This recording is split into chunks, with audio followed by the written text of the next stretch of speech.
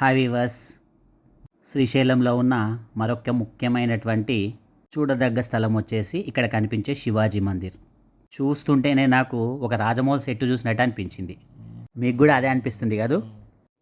బయటే కాదు, లోపల కూడా అలాగే కనిపిస్తుంది మనకు. ఆ పక్కనే ఒక ధ్యాన మందిరం కూడా ఉంది శివాజీది. పనిలో పని అది కూడా చూసేయండి. కానీ ఇది చూడడం మాత్రం ఫ్రీ కాదండోయ్, మనిషికి 15 రూపాయలండోయ్. ఒకసారి మనం లోపలికి వెళ్ళి ఎలా ఉందో చూసొద్దాం.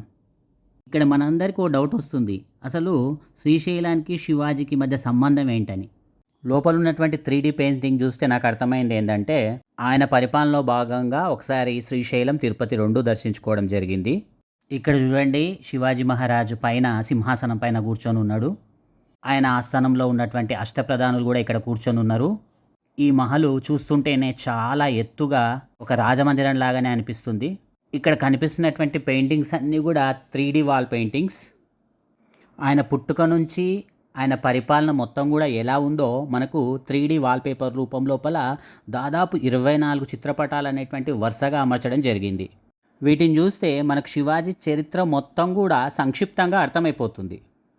ఇది పెద్దవాళ్ళకే కాదు, ముఖ్యంగా హిస్టరీ పరంగా పిల్లలకు కూడా చాలా తెలుసుకోవాల్సిన అంశం.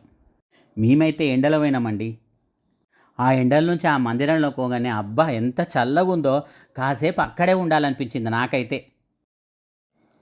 వరుసగా ఒక్కొక్క పెయింటింగ్ను చూస్తుంటే టైం అస్సలు తెలియనే లేదండి నాకైతే. ఆ పెయింటింగ్స్ కూడా చూడండి ఎంత మంచిగా ఉన్నాయంటే, మన కంచు రంగులో లేదంటే గోల్డ్ కలర్లో చాలా మంచిగా మెటాలిక్గా కనిపిస్తున్నాయండి. అవైతే చాలా సహజ సిద్ధంగా న్యాచురల్గా ఉన్నాయండి ఆ పెయింటింగ్ అయితే.